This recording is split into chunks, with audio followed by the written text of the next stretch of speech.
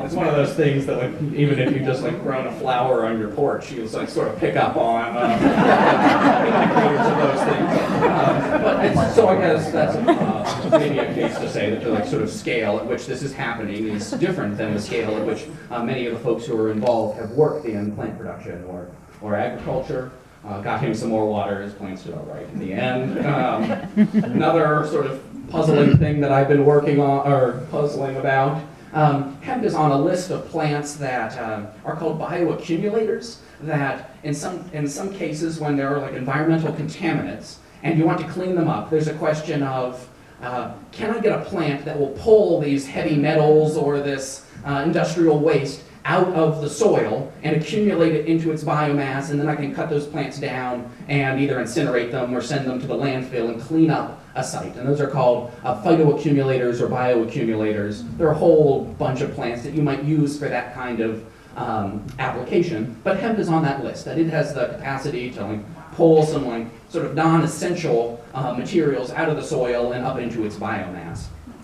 And so that's led me to wonder about our past land use in Southern Oregon. There's been a lot of orcharding over time, and in some cases there's hemp fields that are going in on orchard ground. And we know that some of the herbicides used for in orchards last for many years and would remain in the soil, that there was a time back before the Second World War when primary pest control in an orchard was using an insecticide called lead arsenate. That's lead and arsenic. And both of those things as inorganic sort of elements, when they are in the soil, they basically just stay in the soil and they don't really move out of that.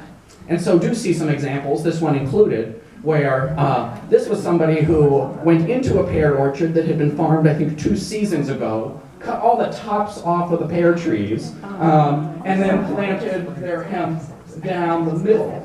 And in addition to being like sort of just like strange and their hemp plants looking pretty bad, and being planted late in the year, is also a question of what is actually in the soil and what is being taken up by those hemp plants that then like makes its way into next level products. Hemp plants are hemp, and when you harvest it, does have to be screened for pesticides, herbicides, fungicides. In Oregon, it does not have to be screened for heavy metals, the lead and arsenic that I would be worried about if this had been an orchard 100 years ago, and I'm not sure the answer to that. But I think there is some potential for some, if people aren't sort of thinking carefully about where they're choosing to plant this plant, it does have the capacity to pull things out of the ground that you might not want to end up in your CBD oil or your joint or something. And so yield some concern for me, and I don't have a good answer to that. I know that there have been a couple growers who have failed arsenic tests when they've chosen to get their hemp tested, and I suspect we'll see more of this, or learn more about this phenomenon as time goes on. And that said, there are some really good-looking hemp fields. This was off of Ross Anley Road that seem like they've got a reasonably good grip on their sort of like agricultural practices, were able to apply water and nutrients and had sort of genetically uniform plants to create a pretty good-looking field. And so we still sort of, my role is to like answer questions and provide help to farmers who want help. And we just still end up with this challenge of, have they actually applied the right amount of fertilizer there? That it's either they applied just the right amount or they applied too much. And we can't, the plants have taken up all they want to, and the rest has leached into the groundwater, has run off into Bear Creek. But you wouldn't be able to tell that from this kind of picture. They've applied at least enough. And we just have this challenge. I think that would be a question that we could answer at the experiment station. We could do fertilizer trials of different nutrients in different quantities, watch the plants grow, figure out how much biomass was harvested, and provide an optimum that we'd say next year you should aim for this many pounds of nitrogen per acre. We'd have questions about how much should you irrigate this? How much water is used? We could do an experiment on that. Just hasn't been done. question of planting date. We saw people plant from May till August last year. One of those, there has to be some week in there that's probably the best. But it just takes somebody doing a trial over a couple years to figure that out. And again, we just sort of had this challenge that the university, the land-grant university, OSU, would normally do that kind of research, but hasn't been allowed to just until the beginning of last year. That said, the university is starting to dabble in on some research, both these like sort of agricultural questions as well as broader kind of questions around hemp. In the summer of last year, Oregon State University launched a global hemp innovation center, trying to be a hub, knowing that Oregon is a sort of leader in terms of hemp acres. Trying to do that, have a couple faculty and staff working for that hemp innovation center. Here are a couple of them. Jay Noller, like used to be my boss, was the department head in crop and soil science, my department, but now has taken over this hemp innovation center. Led an experiment around the state last year. We had a site here at SOREC.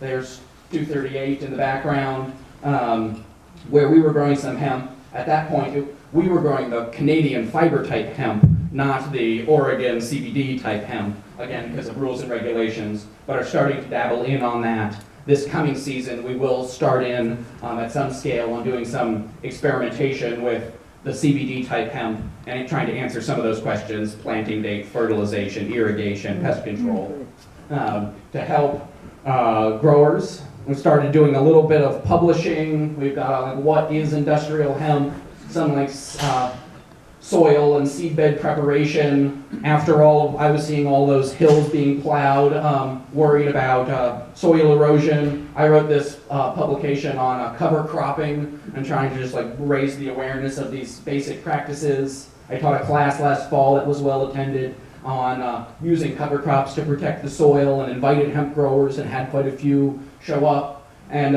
in the process of organizing like Southern Oregon Hemp Growers Forum to bring growers together to share the science that we have, talk about these like relatively low-hanging fruit of best management practices, and you probably have to water it enough if you want it to grow, but also have room for dialogue about challenges, opportunities, research needs.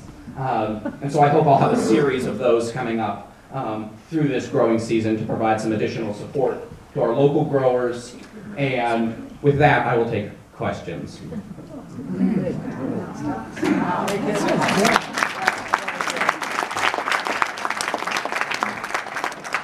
I'm going to start over here and work that way, and I won't be able to keep track very well. That was excellent.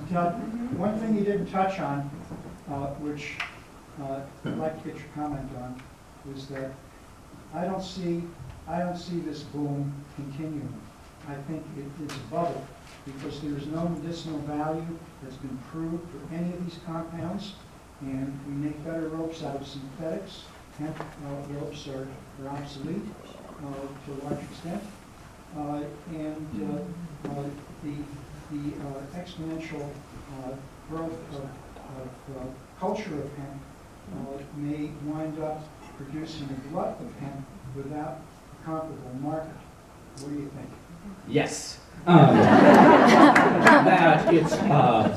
think we would all be richer if we could predict what markets for anything would do. That it's hard to predict what's going to happen to the price of something tomorrow. But we learned one thing in economics class, is that price is set by supply and demand.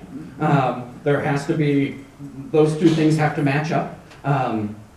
You're right on the use of CBD as a medicinal compound. The FDA has approved one drug that is a seizure medicine that's used in children, and so they have enough evidence to think that that is a reasonable and meaningful sort of pharmaceutical. But the whole range of I'm anxious, my knee hurts, you could go down the laundry list and somebody would sell you a hemp product to help you with that. That stuff has not been well evidenced, you're right. That kind of exponential growth that we saw certainly looks like bubble to me. Has that bubble already burst? Will it burst next year? Will it be 10 years from now? I didn't comment much on the economics of it just because we don't have a lot of good information on the economics of it. people planted this hemp thinking they were going to make tens or hundreds of thousands of dollars per acre on it. Did not happen.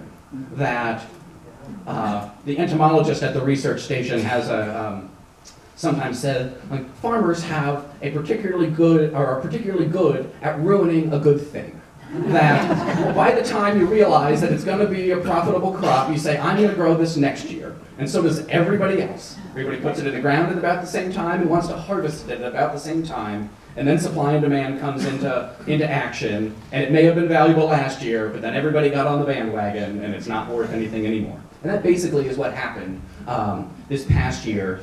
There are, I'm going to say most, that may not be true, many hemp growers still have their hemp. It's dried, it's in bags, it's in the barn. They're waiting for the prices to get good enough that they wouldn't have lost a ton of money last year, hoping that that will happen. We'll see. That's a good question. Yeah. I'm interested in the cover crops. I don't like all that plastic. Are there any of the cover crops that you saw that you could leave on the field to eliminate the use of the plastic? It's a good question, and it's one that is on my radar, that in other systems that's done, and there are folks in Iowa who will plant clover into their corn and use that as sort of a living mulch. It would be one of the things, because we don't know enough about exactly which insects affect hemp, which diseases would be problematic, and then if you bring in another plant, it might be a host for the pest that you wouldn't want to bring into your field. And so it's one of those things that's like, yes, that must be possible. We haven't tried it. And I would want to try it on the research station for a couple years before I said, go do this, it'll work. And so I think it's a good question. Over here. Please clarify for me the statement you made about Canadian fibrous plants versus Oregon CBD plants. Yep. Let's see. So I showed you a slide there, and there are a couple of them that were, hemp has been grown back in a century ago. It was grown for seed and for fiber. And then I think it was in the mid-90s that the Canadians started growing hemp for fiber again, seed and fiber again. And those are a different strain, a different variety, a different cultivar of the same cannabis sativa that we're growing down here. Those plants are planted close together, they grow really tall, and have lots of sort of desirable fiber, where our plants are short and bushy. And so there is somewhat less, you're in a less of a gray area legally if you are growing fiber type hemp. And so the university last spring was still sort of nervous about what can we do. This kind of hemp, that CBD hemp, is much closer to like a drug type crop. So they said, we haven't grown any hemp, any cannabis of any sort at any of our research stations for 75 years. We're going to start in, but we're going to start in with Canadian seeds for this tall growing fiber type hemp, just so that we can look at it and figure out how it grows and do some simple experiments as a first pass of evaluation. And rather than working with the CBD type hemp that everybody is growing here in Southern Oregon and across the state. And so there are two different strains of hemp, sort of like you have sweet corn versus field corn. Same genus and species, just end up have really different uses. Wasn't paper once made from that plant? I think it was. It was like on the list of fiber materials that you could use for like everything you use fiber for. Yes. It seemed like last year there was a big problem with mold in some of these fields. Yep. As they were winter harvest, when you comment about that? Yep. One of the sort of fungal pathogens of hemp is called botrytis. It's a pathogen that also affects wine grapes and pears in some cases. I think part of the reason that hemp growers flocked to Southern Oregon was that we have, in addition to productive soils, adequate water, have a growing season that is generally dry through the summer. We got rain in, what was that, September, October last fall, and that those those buds that are forming have lots of little places in them where a fungal particle can land, and it just won't grow so long as it's dry. When those buds get wet, they stay wet for a while, fungus grows, and in wine grapes or pears, there would be a fungicide that you could spray that would check the growth of that. There are not registered, legally usable fungicides for botrytis in hemp, and so there was fungus problem. Yeah. Aaron Blue, yep. Yeah. Where the hemp fields are, the residents around that area have allergies to the hemp. And matter of fact, this is killing me. And what are anybody in our government doing to help find some type of serum to help people that have allergic reactions? Yeah, it's a good and a hard question, and is one that I think is relatively unanswerable because of the newness of hemp. Again, it's that any other plant, we would have like studied its pollen for the past 50 years. We would understand what kind of responses it elicits from like the whole range of population. That last that I heard that there was no like way to screen people for an allergy to hemp. That almost all of the plants in the field are female plants. I didn't get into this, but in order to have high concentrations of CBD, you need to have virgin female flowers, never pollinated. And so the seeds have been feminized using a chemical process, and the clones are all female plants, that you can have male plants or female ones. And so since there are no male plants, there really shouldn't be very much pollen. And pollen is generally the thing that people are allergic to. I guess I know, as like a pasture scientist, I'm really allergic to like all of the pasture grasses. And that's like sort of a personal problem, but it's also that they like grow ubiquitously everywhere, and I'll be sneezing through the spring.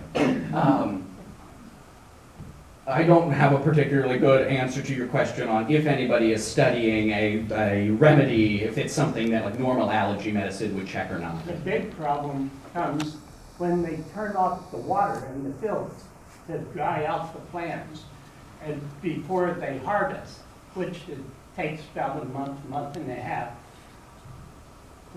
That allergic reaction right there, and I don't understand how the FDA can issue planting permits for farmers to plant a plant that can hurt people, residents. It's right. I think it's sort of tricky, but I guess I go back to like all the grass in your lawn, on the roadside, in someone's pasture. I'm like allergic enough too that I'll be like red and swollen, and we're going to keep growing those plants. That I take allergy medicine and Benadryl when it gets bad, and I'm okay, and know that that's a trigger. I think it's something to be studied further. That be it dust off the plants or the smell or whatever pollen there is. I think it's a fair question. Who can you talk to about Okay, it? Jim, I'm just going to say we are tight on time. I think we have time for maybe a couple of more questions. And if you don't mind, if you'd like to let a couple other people get into this. I would call the Oregon Department of Agriculture if I wanted to talk to somebody who is regulating hemp in the state. They're the group, or ODA. Yes, here.